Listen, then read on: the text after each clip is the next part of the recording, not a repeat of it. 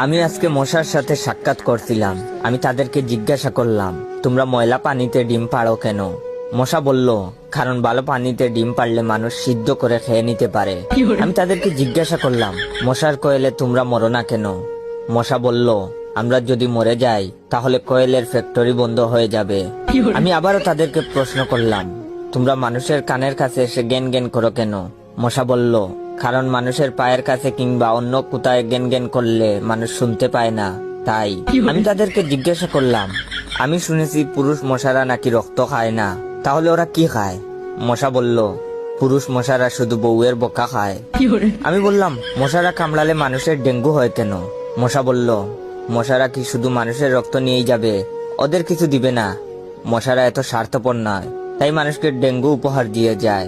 মশার সাথে সাক্ষাৎ করার পর আমি মশার উপর রিসার্চ করলাম।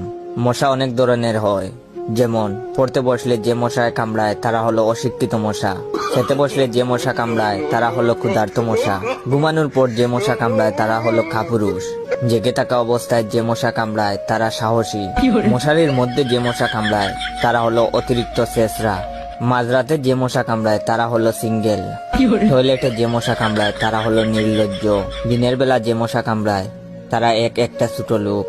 আমার এই ভিডিওটা দেখার সময় আপনাদের যেই মশাগুলো কামড়ায়